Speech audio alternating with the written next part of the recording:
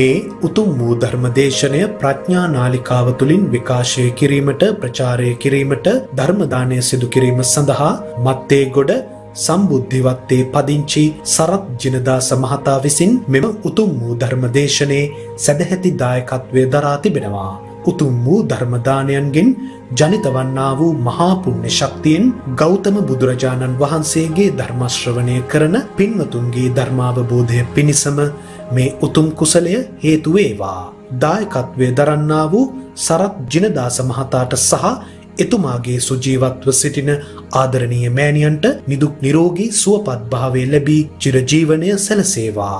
පරලෝ සැපත් වූ ආදරණීය පියාණන්ගේ ගුණ සැමරුම් වස් ගෞරවයක් ලෙස මේ උතුම් කුසලය හේතු වේවා. පුණ්‍ය ශක්තිය අනුමෝදන් වී සසර දුක් කෙලවර වේවා. නිර්වාණ අවබෝධය ලැබීම පිණිසම හේතු වේවා. ගෞරවනීය දේශකයාණන් වහන්සේට නිදුක් නිරෝගී සුවපත් භාවය නිරතුරුවම ලැබේවා කියා බලාපොරොත්තු වෙනවා. එසේම වේවා කියා ආශිර්වාද කරනවා. නමෝ තස්ස භගවතෝ අරහතෝ සම්මා සම්බුද්දස්ස. නමෝ තස්ස භගවතෝ අරහතෝ සම්මා සම්බුද්දස්ස. නමෝ තස්ස භගවතෝ අරහතෝ සම්මා සම්බුද්දස්ස.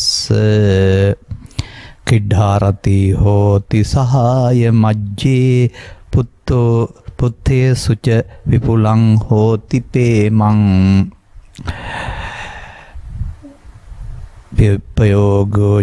පියවිප්පයෝගෝච ජිගුච්ඡමානෝ ඒකෝචරේ කග්ග විසාන කප්පෝති. ධර්මානුශාසනාවෙහි සදහවර අනුග්‍රහක දායකත්වය දරන්නා වූ පින්නතුන් ප්‍රමුඛ ධර්මශ්‍රවණාබිලාසී සදහවර පින්නතුනි, නිවන් මඟට උපනිශ්‍රය වන ස්වාමීන් වහන්සේ කැමති ධර්ම දේශනාවක් කියන නිදහස් මාතෘකාව යටතේ එදා සිදුවන සිද්ධියක අද ස්වරූපය අරන් කතා කරන්න තමයි මම කල්පනා කරන්නේ. එදා ඒක මොන තත්ත්වයෙන් තිබුණද කියන්න දන්නේ නැහැ. නමුත් එකෙන් කියවෙන කාරණයක් තියෙනවා. අපිට වැදගත් වෙන්නේ කාරණේ. තථාගතයන් වහන්සේගේ ධම්දෙසුම් ස්වභාවය හදාarලා බැලුවම කොතන හෝ ප්‍රශ්නයක් ඇති වුණාම ඒ ප්‍රශ්නයට මැදිහත් වුණ අයගේ විස්සෝපය දුක කම්පාව අවම කරන්නට ඉන් මුදවන්ට තමයි උන්වහන්සේ ධර්ම දේශනා කරලා තිබෙන්නේ. උපක්‍රම යොදලා තිබෙන්නේ. කිසాగෞතමී දරුවාගේ වියෝගෙන් වික්ෂිප්ත වෙනවා. පටාචාරාව සැමියාගේ දරුවන් දෙදෙනාගේ වියෝගෙන් කතා ඇත්ත නම් ඇත්ත වෙන්නත් පුළුවන්. නමුත් ඒවා අපේ කතාව බවට පත් කරගත්තාම එදා කතාව නෙමෙයි අපේ කතාව බවට පත් කරගත්ත හැකි. වික්ෂිප්ත වෙනවා. ඒ වගේ හැම අපි දකින කතාවක් තුළම වුන් පත් වෙලා තිබෙන්නේ දුකට, පීඩණයට. කණ්ඩ දීලා හරි මහාන කරලා හරි නෙමෙයි දුකින් මුදවන තියෙන්නේ. කණ්ඩ දෙනවා නම් බඩගින්න හිටියොත් විතරයි. පත්තුන දුකින් ගැලවෙන්නේ කොහොමද කියන කාරණාව තමයි සමතනදීම. චූලෝදර මහෝදර මරා ගන්න හදනවා. දැන් ක්‍රියාත්මක වෙන්නේ ව්‍යාපාද විහිංසාව විතරකය. ශාක්‍ය කෝලියන් මරා ගන්න හදනවා. ක්‍රියාත්මක වෙන්නේ ඇතුළතින් බැලුවාම ව්‍යාපාද විතරකය, විහිංසාව විතරකය. සමාජයට පේන්නේ මිනිස්සු යුද්ධ කරගන්න බුදුන් වහන්සේ දකින්නේ. අර හැමතැනකම බලන්නකෝ උන්වහන්සේට තිබුණේ අර හැඟීමන් වසඟ වූ භවයේ තිබෙනා වූ හානිය පෙන්වාදී ඊට වඩා ජීවිත වටින බව, වටිනා ජීවිතේ ඊට වඩා අනුගමනීය ප්‍රතිපදාවක් තුළ මේ සසරගත බන්ධනයට හේතු වෙන මේවා රැස් කරනකොටයි නිදහස් වීම ශ්‍රේෂ්ඨ බව පැහැදිලි කරන එකනේ කරලා තිබෙන්නේ. මේ වගේ මේ ග්‍රන්ථ හදාරන කියවන යනකොට ඒ වඳු දේවල් එදාත් වෙලා තියෙනවා අදත් මේක වෙනවා. අපි එහෙම ඔබ මුහුණ දෙන්නා වූ අවස්ථා දෙකක් පිළිබඳව කතා කරමු. කිඩ්ඩා රති හෝති සහාය මජ්ජේ. ඔබ මේ දවස්වල ඔය රූපවාහිනිය ඔස්සේ ලෝකෙ පවතිනා වූ ෆුට්බෝල්, නෙට්බෝල්, ක්‍රිකට් සහ මෙකී සහ නොකී ක්‍රීඩා නරඹනවා ඇති. එතකොට ක්‍රීඩා කණ්ඩායම් දෙකක් පක්ෂ සහ විපක්ෂ ඒ අයට සහාය දෙන පිරිසක් තමයි නරඹන්නන් කියලා කියන්නේ. ඒකේ අත්පොළ සන්නාදයේ ප්‍රීතිය.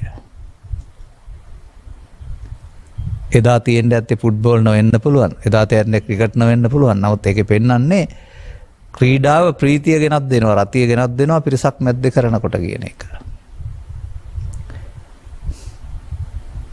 නමුත් ක්‍රීඩාව සුහද එකක් නම් ඒක ගැටලුවක් නැහැ. තරගයක් නම් ඒක ඊට පස්සේ ජයං වේරම් පස දුක්ඛං සේති පරාජිතෝ. ජයගත්ත නැත්තේ උදම්මන අය අනිත් අය මූණ බර කරගෙන යනවා. නැත්තම් ක්‍රීඩකින්ට කොනන් හරි දමා ගසනවා. නැත්තම් ගිනි තබනවා. නැත්තම් පරාජිතයන් ජයග්‍රාහකයන්ට පහර දෙනවා. මම මේ දැසෙන්ම දුර සිද්ධියක් ඔය පාපන්දු තරගයකදී මම හිතන්නේ නව ශ්‍රී ලංකාව වගේ කොහේ රටක දැසින් කියන්නේ රූපවාහිනිය ඔස්සේ පරාජයේ වේදනාව දරා ගන්න බැරුව පහර දෙනවා. අන්න ඒක මේ පෙන්වන්නේ. ජයග්‍රහණය නැත්නම් සුබ පැතුම් නම් ප්‍රියයි තමයි. නමුත් කිඩ්ඩා කියන එකේ තේරුම අන්තිමට පරාජයකුත් වෙනවනේ. දැන් ලෝක කුසලානේ හරි මොනවා හරි දිනා ගන්නවා. එතකොට වීරයෝ. නමුත් දැන් රැක ගන්න බැරි ඊට පස්සේ ආයෙ කවදාවත් දිනා ගන්න බැරි වෙනව නේද ඊට පස්සේ මේ වෙනකල් අපේ අයටත්. ජයග්‍රහණය උද්දාමයට කාරණයක්. නමුත් එතනින් එහා පැත්තට දැන් ඒක නැතු යනකොට ජයං වේරං පසවති දුක්ඛං සේති පරාජිතෝනේ. පරාජය වෙනකොට දුක. අදත් එහෙමයි. තරමක් දුරට අපේ අය මේ ආවේගශීලී වුණත් තරමක් දුරට ලෝකෙත් එක්කලා බලපුවම හොඳයි. ඉන්දියාව වගේ රටක එහෙම පෙරදිලා එනකොට එක්ක ගෙටගිනි තියලා. දැන් මේවා මේ සිද්ධි වශයෙන් බලන්න ඉගෙන ගන්න. මොකද්ද මේ උනේ? ප්‍රකෝප වීම නේද අර ප්‍රචණ්ඩ ලෙස හැතරීමට බලපෑවේ. පරාජය දරා ගන්න බැරි වීම නේද දුකෙන් හේතු වුනේ. ඉතින් බුදුරජාණන් වහන්සේ වදාරන්නේ ක්‍රීඩා කරන්න එපායි කියලාද? ඒක දකින්න ඕනේ. දෙවෙනි පදයක් තව එකක් තියෙනවා. පුත්තේසුච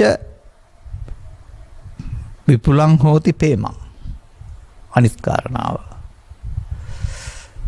දරුවන් පිරිවරාගෙන ඉන්න විට දරු සෙනෙහස නැත්නම් ප්‍රේමය, දාරක ප්‍රේමය මව්පියන්ට තිබෙනවා. උන්ගේ දක්ෂතා දැක, උන්ගේ සුරතල් දැක ඒවා පිළිබඳව විශේෂයෙන් ඇල්මකින් කටයුතු කරනවා. දැන් මේ බුදුන් වහන්සේ වදාරන්න උත්සාහ කරන්නේ දරුවන් හදන්න එපා කියන හරි ක්‍රීඩා කරන්න එපා කියන හරි නෙවෙයි. අපි පැහැදිලි කරන සූත්‍රයක් තියෙනවා භෝග කියලා. භෝග අවශ්‍යයි. භවෝග සම්පත් තියෙනවා නම් Tamanට, බිරිඳට, දරුවන්ට, සහෝදර සහෝදරීන්ට, ගමට ඒ වගේම ශාසනයට යොදන්න පුළුවන් නිසා භෝගවල ආනිසංස තියෙනවා. නමුත් ඕනෑම ගැටලුවක දෙපැත්තක් තියෙනවා වගේ ඒක ඊළඟට පෙන්වනවා ආදීනවත් තියනවායි කියලා. ඒ භෝගම රජුන්ට සොරුන්ට සතුරන්ට ජලයට ගින්නටත් අයිති. අරකින් ආස්වාදය තිබුණට මේකෙන් එතකොට දුක එනවානේ. දුක එන හින්දා මෝග සපයා ගන්න එපා කියනවද? නැහැ. ඒකට තරහා ගන්න පුළුවන් විදිහේ වර්තමානයේ ආරක්ෂණාවරණ තියෙනවා නැත්නම් ඒකත් එහි අංගයක්. අර වක්කඩේ හකුරු හැංගුවා කියලා කියන්නේ. හකුරු දිය වෙනවනේ වක්කඩේ හැංගුවාම. ඒ වගේ ඒවා අයිති කියන එකේ තේරුම නීතියෙන් අයිති කියන එක ඒ ඉරණම් වලටත් ගොදුරු වෙන්න පුළුවන්. එහෙනම් මේ පරිහරණයේදී දෙපැත්තක් තියෙනවා කියලා දැනගෙන පරිහරණය කරන්න ඉගෙන ගන්න කියන එක නෙමෙයි පෙන්වන්නේ බුදුදහමෙන්. එහෙම නැතිව අර අයිති උනන් පස්සේ අන්ලදුල්ලා වලපිලා මරණයටපත් වෙන්න නෙමෙයි. දැන් වත්මන් සමාජය තුළ මව්පිය දූදරු දරුමුණුබුරු නැත්තම් දෙමුණුබුරු පරම්පරා 2ක් 3ක් 4කුත් ඉන්න පවුල් තියෙනවා.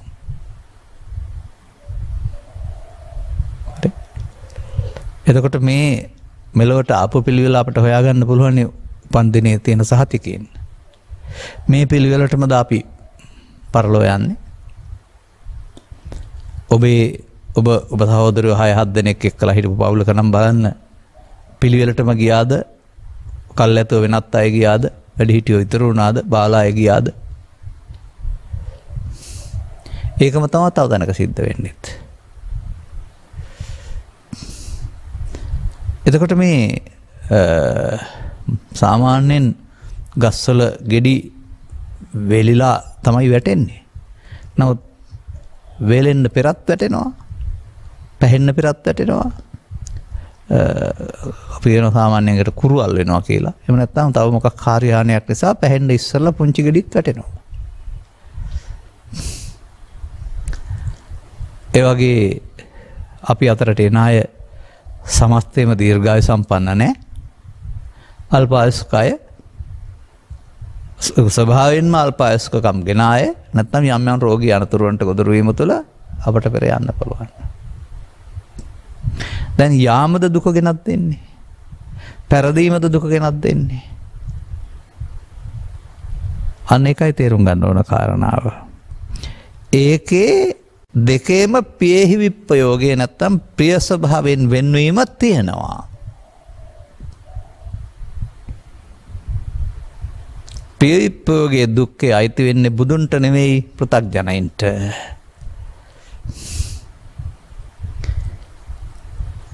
පෘථග්ජන භාවයේ ඉඳලා ඒක වෙන්න එපා කිව්වට වෙන්නේ නැහැ. අන බුදුන් වහන්සේ මේක දරා ගන්න පුළුවන් පරිවර්තනය ඇති කර ගන්න කියලායි පෙන්වන්නේ. ඒකට කියන්නේ ආර්ය පුද්ගලෙක් වෙනවා කියන එක. ඒක කෙස්බා ගැනීම හෝ ඇඳුම් මාරු කර ගැනීම හෝ නෙවෙයි. මේ දැක්මයි දුක් ගෙනත් දෙන්නේ.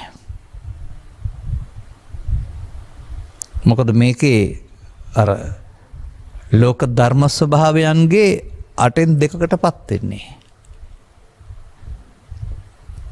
ක්‍රීඩාවත් ලාභයි, ක්‍රීඩාවේ පරාජය අලාභයි. දරුවන් සැපයි, අකල් මිය යාම දුකයි. එතකොට ඒ නිසා දරුවන් හදන්න එපා, ඒ නිසා ක්‍රීඩා කරන්න එපා කියලා නෙවෙයි මේ උගන්වන්නේ.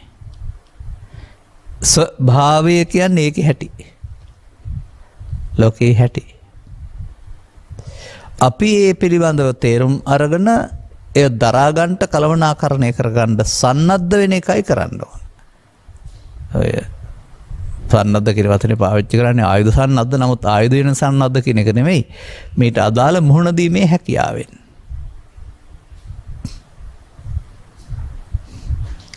එතකොට මේ කල්ැතුව තේරෙන්න ඕන මේ කාරණාව. පියෙහි විප්‍රයෝගය තිබෙනවා. ඒක ඒ දුක විඳින්න කැමති නැත්නම්.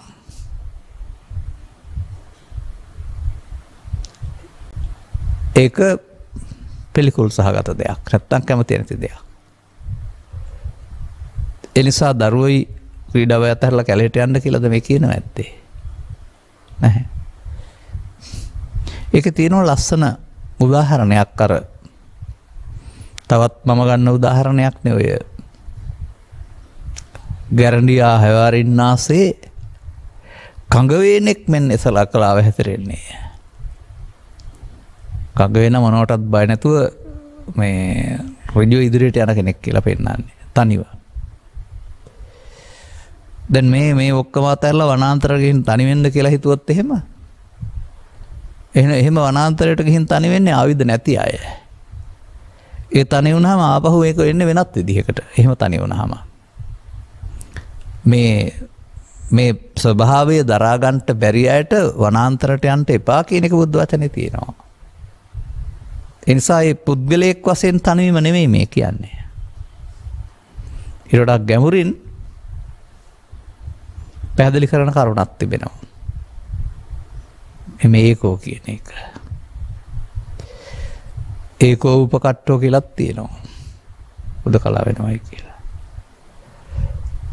එතකොට මේකේ ඇතුළත හොයලා බලන්න ඕන මොකද්ද මේ ප්‍රශ්නේ කියලා. පිට නෙමෙයි. අන්න එතකොට ඔබට තේරුම් ගන්න පුළුවන් වෙනවා ආරම්භක අවස්ථාවේ පටන් ලාභයෙන් නැත්තම් ජයග්‍රහණයෙන් උද්දානයේ වී උද්දාමයේ යම් තරමකටපත් උනේද උද්දාමයේමයි මමත්වෙන් ගැනීම කියලා කියන්නේ. ඒහා සමගම උද්දාමයේ නැති වෙනකොට ඇති වෙන දුකත් අපි හදා ගන්නවා එතකොට. මම ඉතින් මේක දකින්නේ ළමා කාලේ පැදපොන්චිල්ලාව තුළ. එය මව හෝ පියා හෝ තවත් කෙනෙක් පදවන විට එක පැත්තකට යනවා. මැදට ඇවිදින් නතර වෙන්න බෑ. ගත්ත වේගයට අනිත් පැත්තටත් යනවා. අන්න ඒ වගේ ලාභයේ යම් තාක් උද්දාමයට පත් වේද ලාභය අහිමි වෙනකොට ඒ තාක් දුක එනවා. අන්න මේ ක්‍රීඩාවක සතුට දකින්න ඇති උන්වහන්සේ. ඒ වගේ මේකේ පරාජයේදී දුකක් දකින්න ඇති. දැන් වර්තමානයේත් මේක ඔබ දකිනවා. ඒ වගේම දරුවන් පිරිවාලාගෙන ඉන්නවා දකිනවා. ඔවුන් ඔබේ බලාපොරොත්තුව නම් ඔවුන්ගේ ජීවිතවලට කිසියම් හානියක් සිදු වෙනකොට ඔබ වික්ෂිප්ත වෙනවා. ඒක මේ පටාචාරාගේ කතාවේ නෙමෙයි මම මගේ ජීවිතය තුළ දැකපු දෙයක්. යම් සිද්ධියක් තුළ. ඒක පෞද්ගලික සත්‍ය සිද්ධියක් නිසා මම පැහැදිලි කරන්නේ නැත්තේ. ඒ වික්ෂිප්තභාවය වෙන්න පුළුවනි දැඩි බලාපොරොත්තු තියා තිබුණාම. අදටත් ඒ බඳු දේවල් සමාජයේ සිදු වෙනවා නම් ඒ අයට මේ බුදු සමය පිළිබඳව බුදු සමයෙන් උගන්වන මේවා දරා ගැනීමේ ශක්තිය පිළිබඳ ආభాසයක් නැති විට ජීවිතේම කඩා වැටෙනවා වගේ ජීවිතේම එපා වෙලා සමහරට මනෝවෛද්‍ය ප්‍රතිකාර ගන්න වෙනවා. දැන් හිතන්න සිද්ධියද මේ දුක් ගෙනත් දුන්නේ. එහෙනම් ලෝකේ ඔක්කොටම දුක් ගෙනත් දෙන්නේ නැතේ. දැන් ජයග්‍රහණයේදී උද්දාම යනවා දුකටපත් වෙන්නේ පරාජයුණා විතරයි. එතකොට ඒකෙත් අර දෙපැත්තක් තියෙන්නේ. දැන් මේකට බුදුන් වහන්සේ පැහැදිලි කරව අදහරන කාරණේ තමයි මේ සිද්ධි අපි සිත ඇතුළට අරන් තබා ගන්න එක. ජය හොඳයි පරාජය නරකයි. ජය සමග ඇලීම පරාජය සමග ගැටීම අන්න තනි වෙන්න බැරි වුණ කාරණාව. ජය සමග ඇලීමක් පරාජය සමග ගැටීමක් දෙවන්නේක් ඉන්නවා අපි ළඟ. සිද්ධියේදී දෙවන්න මතුවෙනවා. දෙවන්නා ඔබට අදාළ පෝෂණය කරගත් රෝපණය කරගත් හැඟීමක් විනා දෙවන්නේක් නෙවෙයි ආත්මයක් නෙවෙයි. ඒක ඔබගේ මතය දෘෂ්ටිය. දැන් මේක ඔස්සේ බලන්න. මේ උදාහරණ දෙකයි දීලා තියෙන්නේ. තව ඕන තරම් ගත්ත හැකි ඊට පස්සේ. විභාගයේ ජය පරාජය, නඩුවකින් ජය පරාජය, මැතිවරණයකින් ජය පරාජය. එහි ජයග්‍රහණයේ උද්දාමයත් සෝඩා බෝතලයක් කැඩුවා වගේමයි. පරාජයේ අමිහිරි වේදනාවත් සෝඩා බෝතලයක් කැඩුවා වගේමයි. කල්ප ගණන් තියෙන්නේ නැහැ. එහෙනම් ඒ කොහොමද ඒක පීඩාවක් බටපත් උනේ?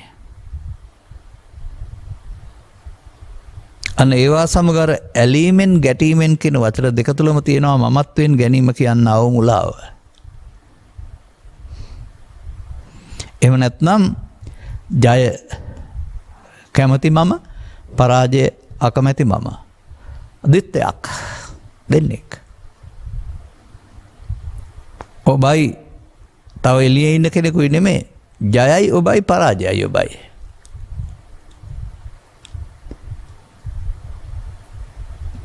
අන්න මේ ආශ්‍රයෙන් තියෙන ගාථාව තමයි ජයං වේරම් පසවති. ජයගත්ත නැත්තේ ජයගත්තා කියලා අනිත් අය සඳහා වෛරය ඇති කරගන්නවා. දුක්ඛං සේති පරාජිතෝ. පරාජය දුක් ගෙනත් දෙනවා. දැන් තරඟය අතහැර දමා නෙවෙයි ජය පරාජය ලැබෙන එක අතහැරලා නෙවෙයි ජය අල්ලා ගැනීම පරාජය ගැටීම අතහැර දමා. සිදු වෙන්න පුළුවන් ඕන දෙයක්. සම තරඟයකදී ජයග්‍රහණයේ දවසේ වාසනාව, පිළේ වාසනාව, උද්‍යෝගිමත්කම කියන කාරණා අතර තීරණය වෙන දෙයක් නේ. වෙන්න පුළුවන්. තරඟයකදී ජය වෙන්නත් පුළුවන්, පරාජය වෙන්නත් පුළුවන්. අනියත ජීවිතයකදී ඔබට පෙර දරුවන් මුණුබුරන් නියන්න පුළුවන්. වෙලා ඉවරයි. උන දෙයට මොකද කරන්නේ? වෙච්ච දෙයට මක් කරන්නද කියලා තමයි ඒකට සාමාන්‍ය ගීත පදේ තියෙන්නේ. නමුත් ඔබට මේ පීඩණය ගෙනත් දෙන්නේ මොකක් නිසාද? උනදේ ගත වෙලා ඒක අතීතයට ගිය දෙයක්. ආය මතක් වෙනකොට මේ මියගිය පුද්ගලයාට පණ එනව නෙවෙයි. ඇඬුවා වැළපුණයි කියලා එයා අපි ළඟට එනව නෙවෙයි. අන්න ඒක ආපහු මතක් වෙනකොට ඒක මමත්වෙන් අරගැනීමේ පීඩාව තියෙනවා. ඒක තමයි ද්විත්වයක් කියලා කියන්නේ. ඒ සිද්ධිය ආපහු සිද්ධියක් වශයෙන් දකිනවා. නමුත් සිද්ධිය සිදු වෙනකොටත් සිද්ධියක්, එතනින් පස්සේ ඒක මතක් වෙනකොට සිද්ධියක් නෙවෙයි. මතකයක්, සිතුවිල්ලක් පමණයි. දැන් මේ පසුබිම සකසා ගන්න ජීවිතේට විභාගයට යන්න තියෙනවා. ඡන්දවලට මුහුණ දෙන්න තියෙනවා. අපේක්ෂිත සුන්දර ප්‍රතිඵලයමද ලබා දෙන්නේ. අර මෑතදී තමයි මාතෘත්වයේ දරාගනිමින් ඉන්න වෙලාවට දැන් මාතෘත්වයේ දෙන්න යන්නේ පුතාටද දුවටද කියලා කල්ැතුව දැනගන්නේ. අපි උපන් සමාජයේ දුව නරකයි පුතා හොඳයි කියලා බලන් හිටියද අම්මලා තාත්තලා? නෑ, එන කෙනෙක් බාර ගන්න. දෙන්නම දරුවෝ. අර එක්කෙනෙක් කෙරෙහි විශ්වාසය තිබුණා නම් අනිත් එක්කෙනා එන එක දුකක්. එතකොට අර දුක ගෙනත් දෙන්නේ සිද්ධිය නෙමෙයි, තමන්ගේ බලාපොරොත්තුව කියන එක නෙමෙයි පෙන්වන්නේ. සිදුවිය යුත්තේ පිළිබඳ අනුමාන ඥානයකින් ඉන්නවා නම් අපට ඒ කෙරෙහි අපේක්ෂකත්වය, බලාපොරොත්තුව අසීමිතව තියාගන්න ඕන නෑ. අන්න දැන් මේ ගාථාවට අදාළ ස්වාභාවික චරිතය සමාජයේ තියෙනවා, පත් වෙලා ඉන්නවා. දැන් ඒක හිටියොත් තමයි මේ දෙක හම්බ වෙන්නේ.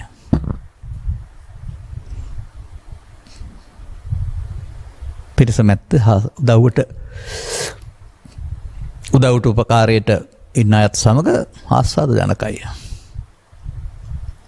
දිනාගෙන යන තරඟේ පරදිනවා. එතකොට ඉතින් අපි දැකලා තියෙනවා අපි නරඹන කාලයක් තිබුණ නරඹපු කාලයක්.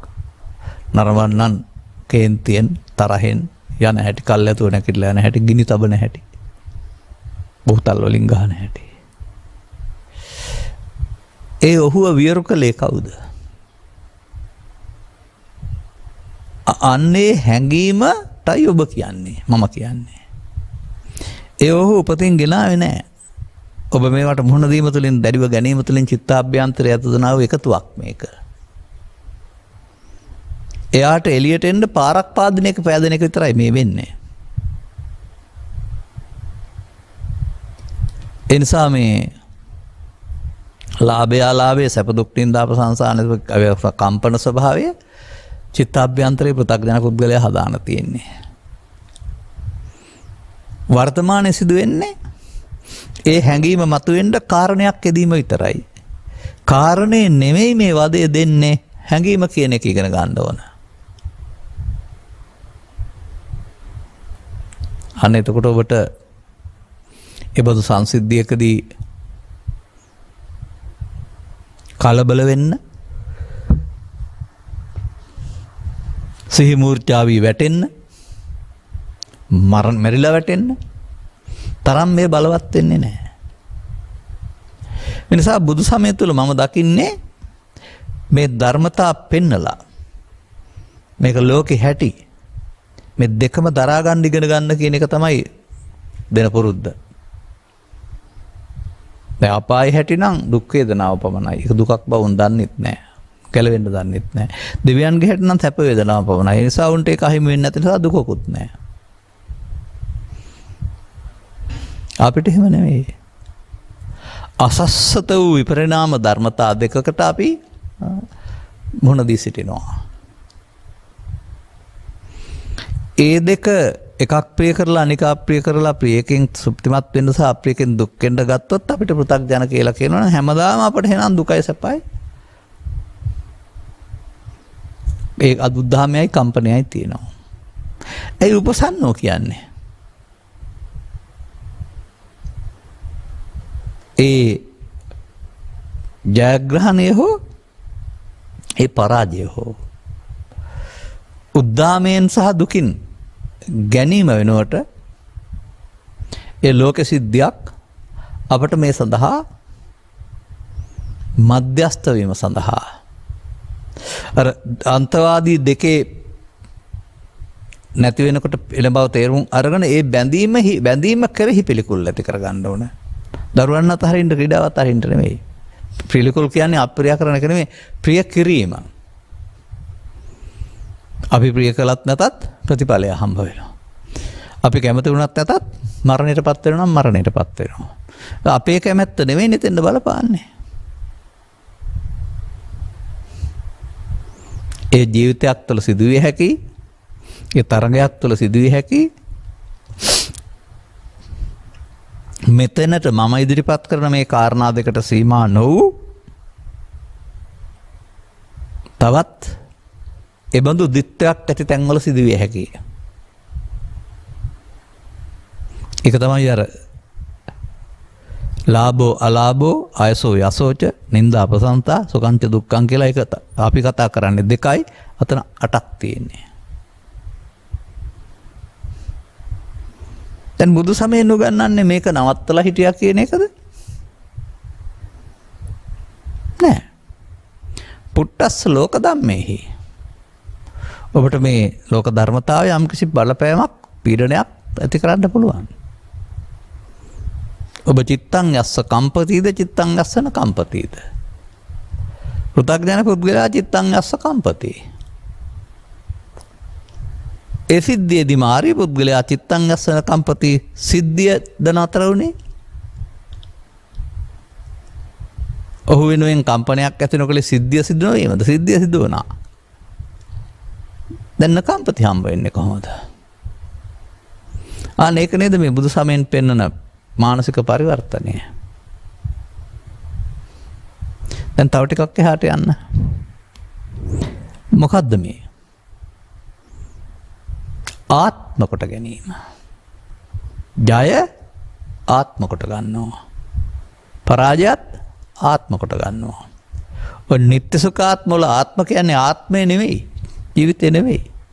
අන්න එහෙම විදිහට ඇලෙනවට ගැටෙනවට තමයි ආත්ම දෘෂ්ටිය කියලා කියන්නේ.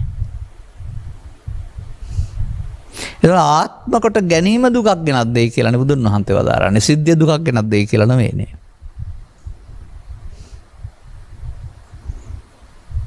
එබැවින් බුදුන් වහන්සේ ආත්මවාදීන්ට පංචස්කන්ධයේ අනාත්මය දේශනා කරනවා. ඒ අනාත්මය කියන එක ආත්මයක් නෑ කියන පදයට අර්ථ ගන්නලා වරද්දා ගන්න එපා. ආත්ම කොට ගන්න නැත්නම් ඒවා හටගෙන නැසෙන දේවල් නම් පසුදාට එහි උණුසුම හෝ කම්පණය නැත්නම් එතුණි වෙලා ගිහින් ඒ මොහොතටත් උණුසුම හෝ කම්පනයක් නැති තත්වයට අපි ලෝක ජීවත් වෙන්න ඕන.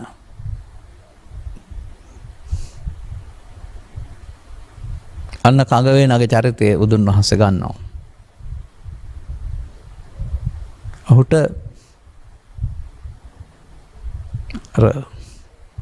වනාන්තරයේ ජීවත් වෙනකොට නොයෙකුත් බාධක තියෙන්න පුළුවන්. නමුත් ඔහුට ශක්තියක් තියෙනවා. ඔහු තනිව හැසිරෙනවා නිසා.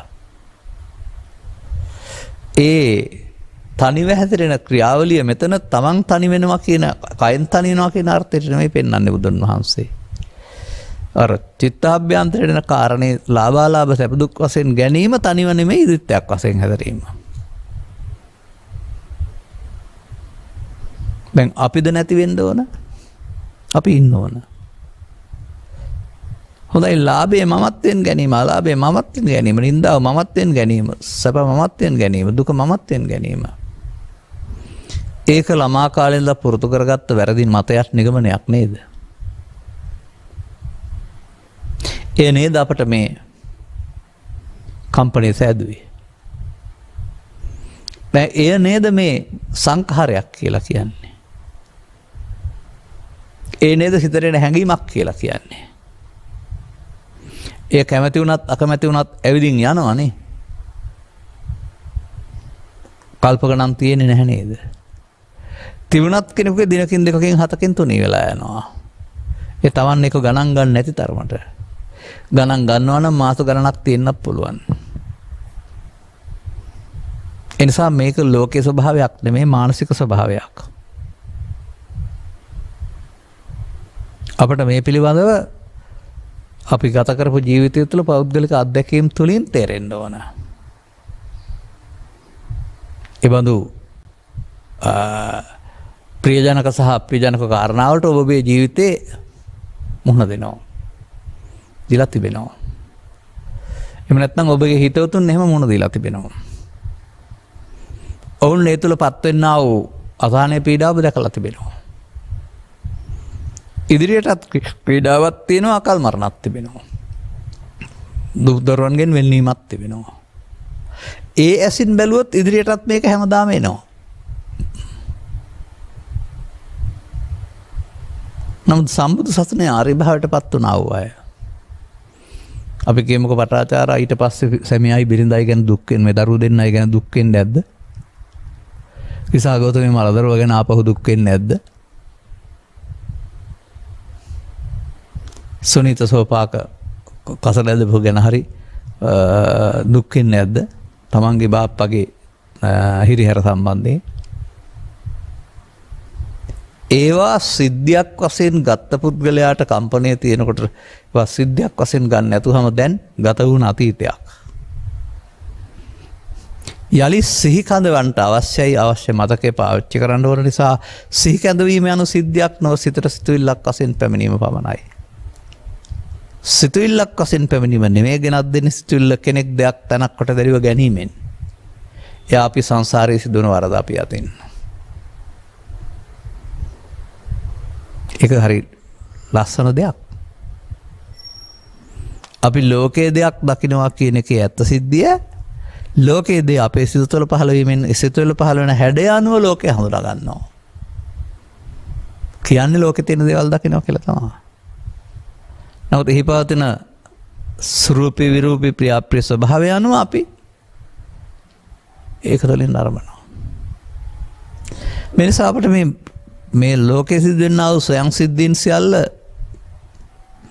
කාලානුරූපයි, දේශානුරූපයි, දේශපාලනානුරූපයි. චින්තිතම්පි බොහෝ විටම වෙනස් වෙන්න පුළුවන්. ලොකු අදහස් බලාපොරොත්තු තියාන කටයුතු කළාට බිඳ වැටෙනවා. එහෙමත් වෙන්න පුළුවන්. එහෙම වුණොත් මොකද කරන්නේ? දැන් සාමාන්‍යයෙන් මේ වහගිලියන සුළු දේවල් පාවිච්චි කරනවා. උඩ ගිනි ගැනීම වළක්වන්න කටයුතු කරලා තිබෙන්නේ. නමුත් ගිනි ගත්තොත් ඒ අතුරු ඵලයටත් ගින්න නිවන්න ක්‍රමයක් හදලා තියෙන්නේ. ඒක හානියම කරගන්න. එනිසා මේ ලෝකේ ජීවත් වෙන්න ගියාපම සිදුවෙන මේ අටලොදහමට ධර්මතා නිසා හඳ ගන්නා වූ දුක අවම කරගන්න බුදුරජාණන් වහන්සේගේ මේ හානිය අවම කරගැනීමේ මාර්ගය මොකද්ද? ඒවට සම්බන්ධ නොවී ඉන්න එකද? ක්‍රීඩා නොකර ඉන්න එකද? දරුවන් නොහදා ඉන්න එකද? නැත.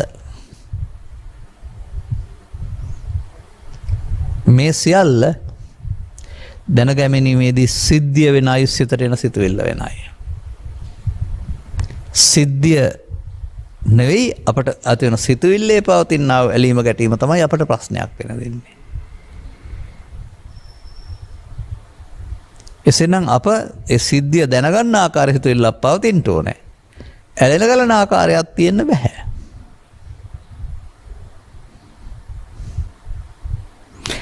කොහොමද එහෙම වෙන්නේ? අන ළමා කාලය තුළ මේ අපට මේ ධර්මතා දෙක පිළිබඳව අවබෝධයක් නැති නිසා ඇලෙන ගැටෙන ප්‍රදර්ශනය කරනවා බලවත් වෙනවා. එක පැත්තක් දැඩිව ගැනීම තුළ අනිත් පැත්තට දැඩිව ගැනෙනවා කියන එක අපි දන්නේ නැහැ. ඇලෙනවා නම් ගැටෙනවා. දිනනවා නම් පරදිනවා. ජීවිත යාත්‍රාව එතනින් එහාට ගෙනියන්න මොකක්ද ඕනේ? අන්න ඒක තමයි මේ පෙන්වන කඟවේනෙක් වගේ කියන එක. අර දෙපැත්තට අදාළ කාරණා ගණන් ගන්නේ නැහැ. ගණන් ගන්න කියන එකේ තේරුම දැනෙන්නේ නැහැ කියන එක. දැනෙන්නේ නැහැ කියන එකේ තමයි විඳවන්නේ නැහැ කියන එක. විඳවන්න නැහැ කියන එකේ තේරුම මමත්වෙන් ගත්තේ නැති විට විඳවීමක් නැහැ. අන්න එහෙම අපට ධර්මයේ එකතු කරන්න වෙන වචනේ අමඤ්ඤමානය. අමඤ්ඤමානෝ මුත්තෝ පාපිමතෝ. මඤ්ඤමානෝ කෝ බික්කෝ බතෝ මාරස්. ඒ කියන්නා වූ පීඩාව දුක එහෙනම් අර මමත්වෙන් ගැනීම තුළ. දැන් සිද්ධිය සිදුවී හමාරයි. දුහෝ පුතා මිය ගොස් හමාරයි. ක්‍රීඩාව පරාජය වී හමාරයි. දැන් ආපහු පණ දෙන්න බෑනේ. එයත් එහි අංගයක් බව තේරුම් අරගෙන අපට එතෙන්ට හිත හදන වැරුණාම එකතු නොවෙන්න. ඒකට බුදු සමය තුළ වෙන විකල්පයක් දෙන්නේ නැහැ. එනිසා මේ කම්පනය කියන එකේදී ඒක කිසියම් ආකාරයක සීමාව ඉක්මවා ගත්ත අගයක්. පවතින තත්ත්වයේ ඉක්මවා ගත්ත මමත්වයෙන් අරගෙන සිත තුළ දැන්පත් කරගත්තා වූ පොම්බට අදලා බැලුණයක් වගේ එකක්. ආරෝපිත දෙයක්. ඒක හුලම් බහිනවාමයි. නිසා බැලුනේ එල්ලලා තිබෙනවා නම් ගෙදර අනේ බැලුමේ හැමදාම හුලම් අඩු වෙන්න එපා කියලා ප්‍රාර්ථනා කළාට හරියන්නේ නැහැ. කොතරම් හිර කළත් පෙරවැල්ලේ නූල හුලම් හිර කරන්න බෑ. එහෙනම් ටික ටික බහිනවා. ඒ වගේ මේ ලෝකෙට ආපුවම ලෝක ස්වභාවය තේරුම් ගැනීම තුළ අපේ සිතේ තිබෙනා වූ ඇති වෙන නැති වෙන ස්වභාවය උදව් කරගෙන ඇති වෙන නැති වෙන ස්වභාවයට ඉක්මවා යමින් ඇති වෙන දේ ස්ථිර කරගෙන නැති වෙන්න එපා කියලා ඇලීමෙන් ගැටීමෙන් ගන්නකොට අන්න අපි මඤ්ඤමානය පටන් ගන්නවා මමත්වෙන් ගැනීම පටන් ගන්නවා. ඒ පටන් ගත්ත තැනින් තමයි අපට කරදර එන්න පටන් ගන්නෙ. ඒක බොහෝ දෙනා සමාජයේ තේරුම් ගන්න නැති දෙයක්. බාහිර වශයෙන් සමෘද්ධිමත් වීම තුළම මේ සියලු සුඛ විහරණයන් තිබේ කියලා මේ ඇලෙන ගැටෙන සුළු ස්වභාවය ගැන සැලකිලිමත් වෙන්නේ නැහැ. මේ ඇලෙන ගැටෙන සුළු ස්වභාවයන් එදාට වඩා අදට වඩා හෙට. එදා සමහර විට ඔක ක්‍රීඩා තරඟයේදී විතරයි තියෙන්නේ නැත්තේ. අද අධ්‍යාපන තරඟයේදී විවිධ තරඟවලදී. එසේනම් ඊළඟ මොහොතට සිදුවෙන සිද්ධිය සම්බන්ධයෙන් අනාවේක දෙකයි කියන්න තියෙන්නේ. දිනයි හෝ පරදී. නව කෝකද කියන්න බෑනේ. දෙකේම අමුතුවෙන් උදම් අනන්ද හෝ දුක් වෙන්න දෙයක් නැති එක තමයි ඒකෝ. මේ වාරයේ ඔබේ, ගිය වාරයේ ඔබේ, මේ වාරයේ මගේනේ. ක්‍රීඩා සම්බන්ධයෙන් ඒකනේ තියෙන්නේ. ජය පරාජය. තමන්ට එනවා. එතකොට ඒ බඳු කාරණාවක් තුළදී ඔබ දියුණු මානසිකත්වයකින් ඉන්නවා නම් අදාළ ජය පරාජයේදී හෝ අදාළ ඥාති විසනයේදී හෝ ඒ ඔබට හානියක් සිදු නොවෙන්න. ඒ නිසා ඔබ සති ගණන් නොඇලපෙන්න. ඒකත් තවත් සාමාන්‍ය සිද්ධියක් බවට පත් කරගන්න. අහම්බෙන් සිදු වුණත් ඒකත් සිදු වෙන්න ඕන දෙයක්. එනම් අපට තේරෙනවා ඇතුළත පවතිනා වූ මේ ස්වභාවය ඉවත් කරගන්න වෙනවා. මේ ස්වභාවය අපි හදාගත්ත දෙකක්. ඒක තමයි මේ පීඩාව ගෙනත් දෙන්නේ. දැන් ඒ නිසා තමයි මේකට සචිත්ත පරියෝදපණං කියලා තියෙන්නේ. පහර දෙනකොට රිදෙන්නේ නැති වෙන්න ශක්තිය ගන්නා වූ කබරේක්සේ හිත ශක්තිමත් කරගන්න එක නෙමෙයි, අසංවේදී කරගන්න එක නෙමෙයි. ආවොත් යනවා, අල්ලාගත්තොත් ඉතුරු වෙනවා. ආවොත් දැනගෙන යනවා, අල්ලුන්නේ නැත්නම් ආවොත් දැනගෙන යනවා. ඒ නිසා බුදුරජාණන් වහන්සේගේ ඉගැන්වීම තුළ මම දකින්නේ ලෝකයේ දෙස බැලීමේදී වෙනත් ඇසක් සමාජයට ලබා දීලා තියෙන බවයි. ඒක උපේක්ෂායස. ලාභේදීත් අලාභේදීත් ඒ දෙපැත්තට වැනෙන්නේ නැතුව මධ්‍යස්තව ඉන්න. එතකොට ඒ දෙක ඇති වෙලා නැත්නම් අපි එතන ඉන්නවා. අපි ඒ දෙක පැත්තට ගියොත්, ලාභේ පැත්තට ගියොත්, අලාභේ පැත්තටත් යන්න වෙනවා. ගියොත් කියන්නේ දෙපයින් යනවා කියන එක නෙමෙයි, ඒක මමත්වෙන් ගත්තොත් අනිත් පැත්තට යන්න වෙනවා. දැන් එහෙමනම් අපට මේ ලෝකේ ජීවත් වෙන්න ගියාම මේ කියන කාරණා ඔබටත් තියෙනවා. ක්‍රීඩා සම්බන්ධයෙන් ජය පරාජය. දරුවන් සම්බන්ධයෙන් අකල් මරණ සහ විභාගයෙන් පෙළීම සහ තවත් නොයෙක් කාරණා හානි. ඒවා සම්බන්ධයෙන් වන්දි ගත හැකි නම් හෝ ආයකර ගත නම් හෝ යම් ප්‍රියවරක් ගත හැකි නම් ඒක නීත්‍ය අනුකූල දෙයක්. අඩරුදොඩන වැළපෙන එක. අපිට ඒ සම්බන්ධයෙන් දරා ගැනීමේ ශක්තියක් නැති බව අපිට ප්‍රදර්ශනය වෙනවා. ඒකට ලැජ්ජා වෙන්න එපා. ඒ ආරම්භය. දැන් ඒක ආපහු අදාන යනකොට තේරෙවි. කඳුලක් හැලෙන්නේ නැති තැන දක්වා, සොක් උපදින්න නැති තැන දක්වා මේ සිත හැදෙනවායි කියලා. අන්න ඒක තමයි ඔය හුදකලාව හැසිරෙනවා කියන එකේ තේරුම. නැත්නම් දෙපයින් ගමනක් යනවා, කැලේටලා ඉන්නවා කියන එක නෙමෙයි. ඒවා එන විට ඒවා මමත්වෙන් අරගන්න නැතුව ඒක තමයි හුදකලාව. හුදකලාව වෙනවා.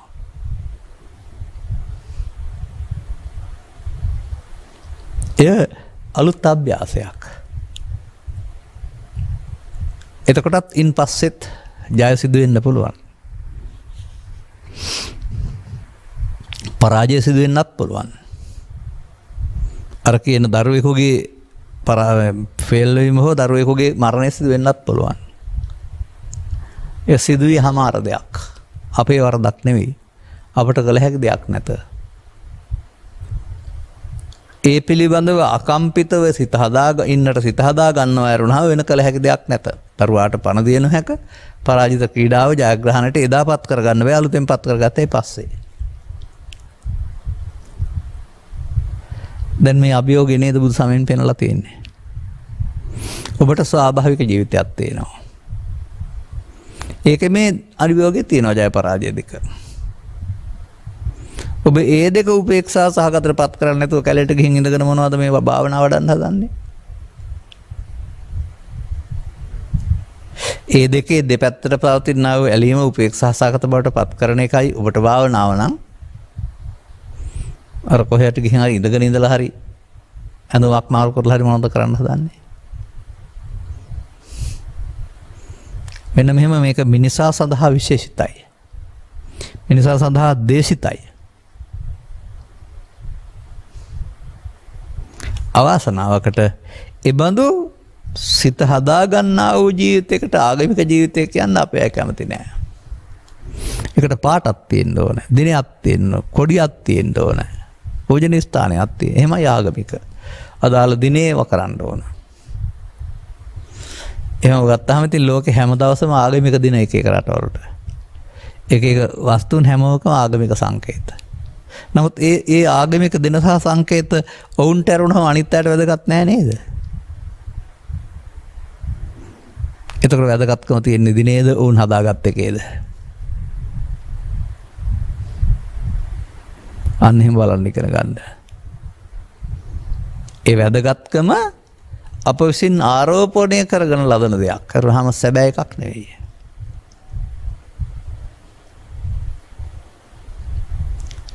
එහෙම තේරුම් ගන්න පුළුවන් නම්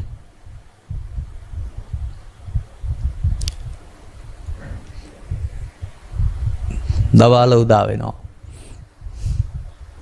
වැඩ කරන්න පුළුවන්. එලෙසක් කැමති. රැය උදා වෙන්න එපා කියලා ප්‍රාර්ථනා කළාට හරියනවද? නැත්නම් රැය උදා වෙනවා. සෙවනේ වැඩ කරන්න පුළුවන් අවුවක් නැතුව කරදරයක්. අනේ මෙහෙම තියෙනවා නම් හැමදාම දවල් එළිය වැටෙන්න එපා කියලා. වෙනවද? නැහැ. පෙරලෙන ලෝකෙට රැය දවල් උරුමයි. පෙරලෙන ලෝකයට රැය දවල් උරුමයි. නවත්තන්න පුළුවන් කෙනෙක් නැහැ නේ. පෙරලෙන ලෝකයට ලාභ සැප දුක් නින්දා අපසන්තය ආයස සැප දුක උරුමයි. පෙරලෙන නිසා නව මමත්වෙන් ගැනීම නිසා, ඇලීම ගැටීම නිසා. පෙරලෙන එක නවත්තන්න යන්නේ නැතුව ඇලීම ගැටීම එන වෙලාවට එතනින් එහා පැත්තට ඇලීමෙන් ගැටීමෙන් තොරව ඉන්නට. ඒ තොරව ඉන්නවා කියන වචන ටිකක් විස්තර කරගන්න වෙනවා. අදාළ කම්පණය ඔස්සේ සිතනකොට ඒක තමයි තොර නෑ. ඒකට එකතු වෙලා ඉන්නේ. මරණේ හරි තව පරාජයේ හරි අරගෙන හිතා ඉන්නවා. මියගිය දරුවා ගැන සිහින මවනවා නැත්නම් ඒ පිළිබඳව හිතා දුක් වෙනවා. පරාජයේ අමිහිරි අත්දැකීම අපහු ඉඳවනවා. දෙකම අතීතයට ගිය දේවල්. අපට ගන්න නැතුව ඉන්න පුළුවන් නම් එතෙන්ට. ඒක දැන් සිදුවෙන සිද්ධියක් හමාරයි. යලි ගන්නා විට අර පින්තූරයකින් ගහපු එකකින් ආපහු බලනවා වගේ, වීඩියෝ තරසයෙන් ආපහු බලනවා වගේ සිද්ධිය නෙවෙයිනේ බලන්නේ. සිද්ධිය සෙවණැල්ලක්. අන්න එහෙම අපට ඒ දිනදා ජීවිතය සම්බන්ධ කාරණාවලදී මේක තේරුම් ගන්න පුළුවන් නම් එතකොට අපි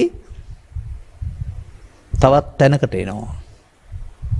මේ උදම් ඇනීම වෙනුවට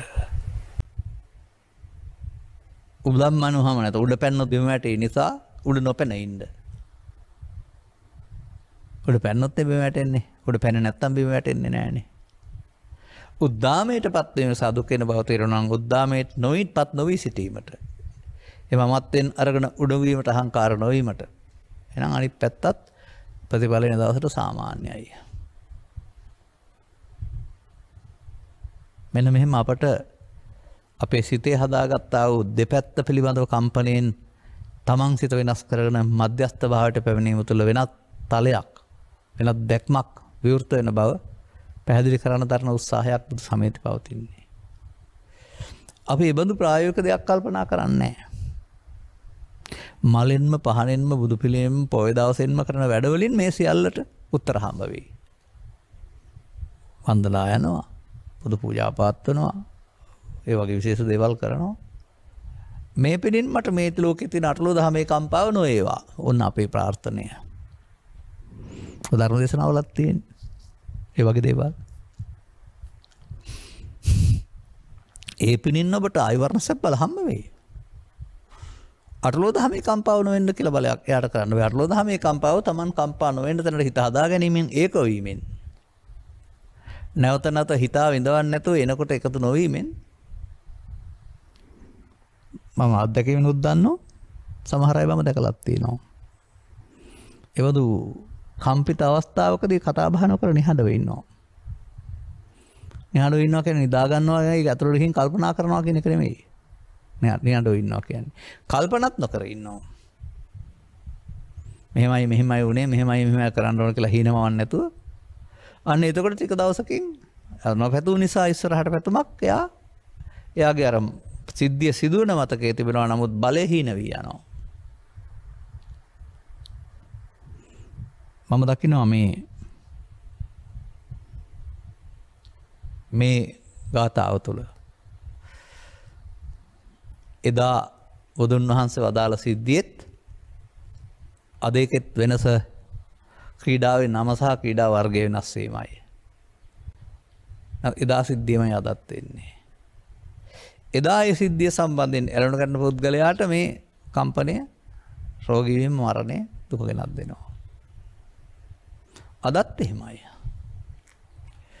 අන්න ඒ දෙපැත්තෙන් හම්බ වෙන ඉරණම කෙරෙහි ඇලී ගැටී සිටින්න බැරි බව තේරුම් ගැනීම තුළින් ඒ ඇලීමක් ගැටීමක් නැතුව උපසන්නෝ සුඛංසේති නැත්නම් දෙකම මමත්වෙන් නොගෙන මධ්‍යස්ථ භාවයට පත් වෙන තැනට ඉස්තාදනකොට ජය පරාජය දත් සිදු වෙනවා. නමුත් උද්දාමයේ සහ ඇඳීම ඇලපීම නැති වෙනවා. ඒ සඳහා අභ්‍යාසයක් තියෙනවා. අදාළ කරුණු මතක් වෙනකොට ඒ ඔස්සේ සිතා බලා බලවත් කරගන්න එක වෙනකොට අදාළ කරුණු මතක් වෙනකොට එය පරණ දෙයක් වශයෙන් සලකා බලා අතීතයක් වශයෙන් සලකා බලා එයට එකතු නොවි යන්න ආරින එක.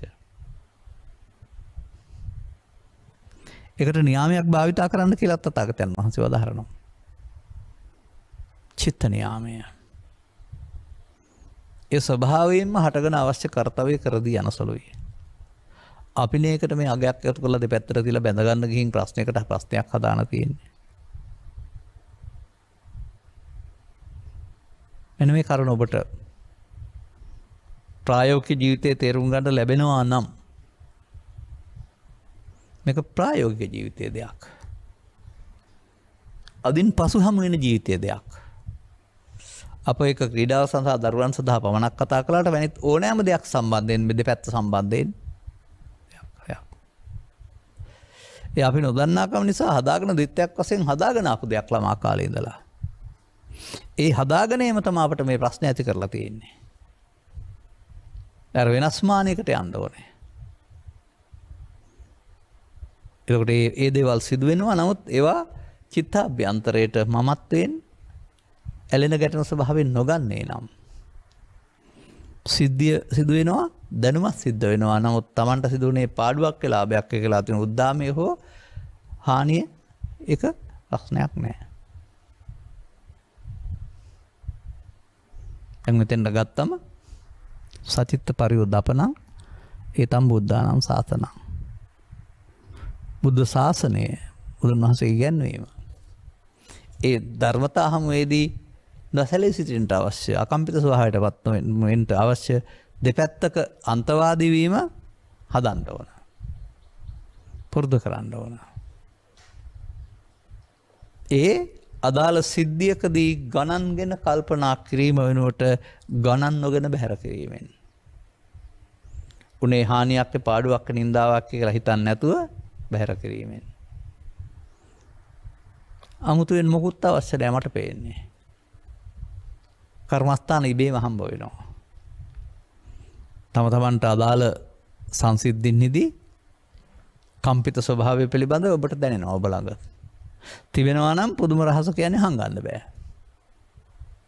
ලාභේ හරි අලාභේ හරි බයේ හරි දුකේ හරි සැපේ හරි යම් ආකාරයක අසීමිත කම්පිත බවක් තිබෙනවා නම් හංගන්න බෑ නෝ. ඒකයි මම පෙන්නන්නේ මේ කරුණ පැහැදිලි කිරීම තමන් පිළිබඳව කැඩපතකින් දැක්ම වගේ දැක්මක් මේක. ඒ එන ඕනෑම ස්වභාවයක් සත්‍යයක් නෙමෙයි මුලින් හදාගත්ත මොඩකමක්. එයාට ආයිබුවන් කියන එක තමයි බුදු සමයෙන් පෙන්වන්නේ. නැවත නැවතත් මතක් කර කර සිතුවිල්ලක් උඩ ඉඳලා සිතුවිල්ල අතීතයක් වශයෙන් අරගෙන විඳවලා ලෙඩ වෙලා මරණයටපත් වෙන්නේ නැතුව එයාට යන්න කියන්න. එවිට තවත් තැනක් තියෙනවා ඔය ලාභයෙන් සහ අලාභයෙන් උද්දාමයටපත් නොවන මේ දෙක නැති විට තවත් තැනක් තියෙනවා. උද්දාමය කියලා නොකියවත් ඒක දුකක් නෙවෙයි නමුත් ඒක නැති නොවන දෙයක්. ලැබෙන දෙයක් නැති නොවන දෙයක්. ඒ තැන දක්වාම අපි මේක දෙපැත්තට බැනෙන එක දෙපැත්තට ඇදෙන එක හදාන ගියාපුවාම දැන් යන්නේ කොහෙද? ඒකෝචරය.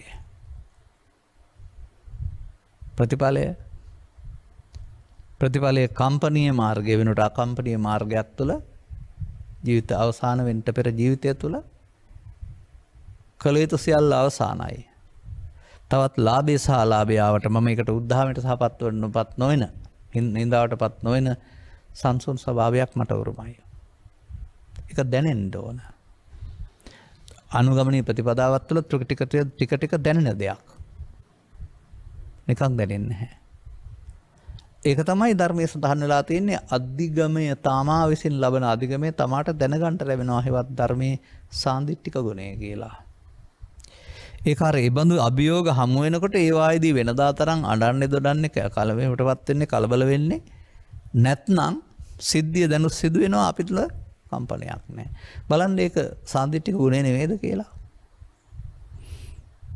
ඒක අපි තුලත් අපි දකින්න ආරම්භයේ පටන් මෙතෙන් දෙනකොට තිබිච්ච යම් සිදුවීම් සම්බන්ධයෙන් දක්වන කලකිරීම හෝ ඇලීම ගැටීම අදත් සිදු වෙනවා නමුත් කිසිම ප්‍රශ්නයක් නැහැ. අන්න එහෙම විදිහේ අභියෝග සහිත ලෝකේ ඒ වෙනස් වීම සහිත ලෝකේ වෙනස් වීම වලට ඔරොත්තු දෙන ශක්තියක් තමයි හිතෙන් ලබා ගන්න. එතකොට මේකේ සැප දුක වෙනුවට වෙනස් සැපතක් හම්බ වෙනවා. මිනිසා විසින් යා යුතු මග යා යුතු දුර මිනිසා විසින් ලැබවාගත යුතු දෙය ඒ වශයෙන් මම දකිනවා. නිසා මේ මොන ගාතාව ගත්තත් ඒන් විග්‍රහ කරන්නේ ඔබේ ඇතුළත නොදන්නාකම නිසා දෙපැත්තට ගොස් දුකටපත් වෙන හැටි දැනගත්තාම මේ දෙක අතරම ඔබට වෙනත් සංසුන් මාවතක් ලැබෙන හැටි. එතකොට අපි ඒකේ මොනම ආගමික මධ්‍යස්ථානයක් ගැනවත් ආගමික සිරිතක් ගැනවත් කතා කළේ නැහැ. නමුත් මේ එන එකේ කම්පණයට අපි කතා කරනවා විතර්කය කියලා. එකතු නොවීම විතර්ක ප්‍රහාණය. විතර්ක ප්‍රහාණයේදී අන්න අපට අර සිද්ධි ප්‍රශ්නයක් වන තැනට අපේ සිත නොසැලෙන අකම්පිත සිතක් බවට පත් කරගන්න අනුගමනීය ප්‍රතිපදාවක යන්න වෙනවා.